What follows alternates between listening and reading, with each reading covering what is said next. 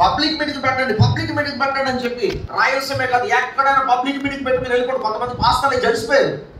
అయ్యో మీరు చాలా ముక్కుసూటిగా మాట్లాడతారు. ముక్కుసూటిగా మాట్లాడకపోతే నేను దేవుడికి లేకపోతే లెక్క చెప్పాలి. ఎవరు ఏం చేస్తారని భయపడను.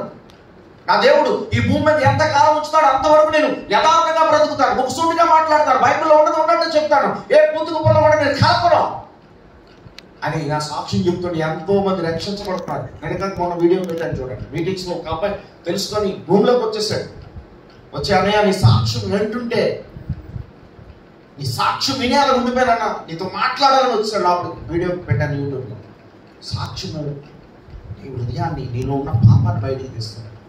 సాక్ష్యంతో వాక్యం ఎప్పుడైతే వెళ్ళిందో, దేవుడి ప్రేమ ఎప్పుడైతే ప్రకటించడం మొదలు పెట్టామో, ఆ దేవుడు ఎంత గొప్పవాడా, ఇంత నన్ను రక్షిస్తాడా, పాపిగా ఉన్న నన్ను రక్షిస్తాడా అని చాలా మంది రక్షించబడుతున్నారు. దేవుడికి స్తోత్రం.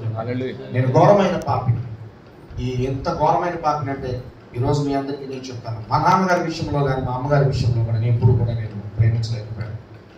మీ అందరికీ ఒకటి అడుగుతున్నాను. సామెతలు 18వ అధ్యాయంలో తల్లిదండ్రులుగా ముందు ఆ సాక్ష్యంలోకి వెళ్తున్నా. తల్లిదండ్రులుగా మీ పిల్లలు ఉన్నారు కదా. సామెతలు 18:21 ప్రకారము జీవమరణములు 4 వశం. ఏముందండి? జీవమరణములు 4 వశం. మీ పిల్లల్ని కోపం వచ్చి కొట్టి చెయ్యుందని, నోరుందని ఇష్టాస్థానికి తిట్టే తల్లిదండ్రులుగా మీరుంటే, ఒకనొకప్పుడు చిన్న వయసులో నేను 12 సంవత్సరాల సమయంలో పెంకుతనం చేశానని నన్ను నా ఒంటి మీద బట్టలు ఊడదీసి 12 సంవత్సరాల వయసులో ఏమీ తెలియని వయసు అండి. ఆడుకున్నాను చక్కగా, నాకేమీ తెలీదు. ఏదో పెంకుతనం చేశానని ఒంటి నిండా బట్టలు ఇప్పేసి నడు రోడ్డు మీద ఒంటిగంట కడిగి కాళ్ళు చేతులు కట్టి నన్ను రోడ్డు మీద నా అన్నదమ్ముడు మేనమామ భయంకరంగా దొరికారు. దాన్ని చూసి మా తల్లిదండ్రులు కూడా సంతోషపడ్డారు. ఎప్పుడు కూడా అమ్మా నాన్నతో దెబ్బలు తింటున్నాను, అన్నదమ్ములతో దెబ్బలు తింటున్నాను, మేనమామలతో దెబ్బలు తింటున్నాను. ఏం చేసినా కొట్టేస్తున్నారు. వాళ్ళు కొట్టేసి ఏమన్నారు తెలుసా? ఒరే దుర్మార్గుడా, రౌడీ కూడా అన్నారండి. ఏమన్నారు? కట్టేసి వారు నోటుతో అన్నారండి. ఈరోజు మీరేమంటున్నారు ఒకసారి ఆలోచించండి. మీ పిల్లలు ఓ దుర్మార్గురాలా అంటున్నావా, ఒరే దుర్మార్గుడా అంటున్నావా, అయితే ఓకే కన్ఫర్మ్ అయిపోతుంది. జీవమరణములు 4 కోసం. మనం మంచి మాటలు కోరుకుంటే మంచి జరుగుతుంది. తల్లిదండ్రులు ఎవరి కోసం బ్రతుకుతున్నారండి? పిల్లల కోసం. పిల్లల భవిష్యత్తు కోసమే కదా. మరి అలాంటి వారు ఎవరన్నా ఉంటే ఈరోజే మీరు ఇంటికి వెళ్ళగానే మీ పిల్లల్ని మళ్ళీ ఆశీర్వదించారు. ప్రభువా నేను తిట్టాను, కొట్టాను, నన్ను క్షమించు, నా పిల్లల్ని చేతుల్లో పెడుతున్నాను. వాడు కలెక్టర్ అవ్వాలనుకున్నా నీ ఇష్టమే, ఏమవ్వాలని నీ ఇష్టమే. చాలా మంది కోరికలు ఎలా ఉంటాయి తెలుసా? దేవుడు చిత్తాన్ని వదలరు. నా పిల్ల ఇలాగైపోవాలి, నా కొడుకు ఇలాగైపోవాలి, ఎలాగైపోవాలి, మధ్యలో ఎదిరిపోతుంది. దేవుడి చిత్తాన్ని వదలండి. ప్రార్థన చేయి. ఆశ కలిపి రాన్నాను. ఇదిగోండి ఇప్పుడు వస్తున్నాను చూడండి. సాక్ష్యంలోకి వెళ్ళాక ఇందాక చదివించింది 112వ కీర్తన లాస్ట్ వచనంలో 12వ వచనంలో ఏమో తెలుసా? లోక ఆశ భంగం అయిపోతుంది.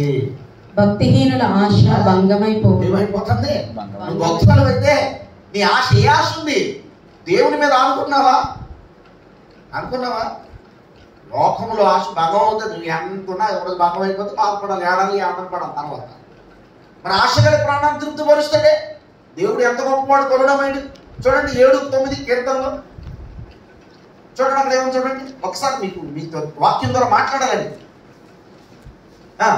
కీర్తనలో హృదయములను కీర్తన 7:9 హృదయములను 9-7 చదువమ్మా. యెహోవా శాశ్వతముగా సింహాసనాసీనుడై ఉన్నాడు. న్యాయం తీర్చుటకు ఆయన తన సింహాసనమును స్థాపించాడు. సారీ చూడండి ఒక్క నిమిషము, నేను చెప్పేది కరెక్టే. కీర్తనలు 7:9 మీరు తప్పు చదువుతున్నారు కదా. ఏలయనగా కీర్తనలు సారీ 7 కాదండి, 107 సారీ 107 కీర్తన 9వ వచనం. ఏలయనగా ఆశగల ప్రాణమును ఆయన తృప్తిపరిచి ఉన్నాడు. ఆకలి కొనిన వారి ప్రాణమును మేలుతో నింపి ఉన్నాడు. హల్లెలూయా. ఇప్పుడు ఆశ ఉంది, తృప్తిపరుస్తుందంట. దేవుడికి స్తోత్రం చెప్పండి. నీ కూతురు పలానా అవ్వాలని ఆశ ఉంది, దేవుడు సన్నిధి లేడు. ప్రతిమాను ఖచ్చితంగా ఆశగల ప్రాణం తృప్తిపరుస్తాడు. ఫస్ట్ నువ్వు ఏమడగాలంటే దేవా నీ చిత్తము. చాలా మంది గర్భవతులు కానీ ఇంకా అనేక రకాలుగా వచ్చి ప్రార్థన చేయించుకుంటారు, కానీ ప్రభు చిత్తం ఎలా ఉందో కనుక్కోండి. వాళ్ళకి ప్రార్థన శక్తి ఉంటుంది కానీ వాళ్ళు చేయరు. సాగర్ దగ్గరకు వచ్చేసి బతిమాలకుంటా నాకు 6 నెలలు కావాలి. దేవుడు చెప్తాను అడగాలి. లోకంలో ఉన్న ఆశ భంగమైపోతుంది, దేవుడిలో ఉన్న ఆశ నిన్ను తృప్తిపరుస్తుంది. నువ్వు భక్తురాలు అయితే ఖచ్చితంగా నీ ఆశ కలిపి ప్రాణాన్ని తృప్తిపరుస్తాడు. దేవుడు స్తోత్రం. ఒక కలెక్టర్ అవ్వాలనుకుంటున్నావా, అనేది ఏం చేయాలనుకున్నా ఫస్ట్ మాత్రం దేవుడు చేతిలో పెట్టాలి. దేవుడు స్తోత్రం చెప్పండి. అయితే నా జీవితంలో ఎప్పుడైతే నా వాళ్ళు నన్ను కొట్టారో, అక్కడ మరి నన్ను కొట్టి రౌడేవాడని ఎప్పుడన్నారో, నేను ఆ రోజు నుండి ఇంట్లోంచి పారిపోవడం మొదలు పెట్టానండి.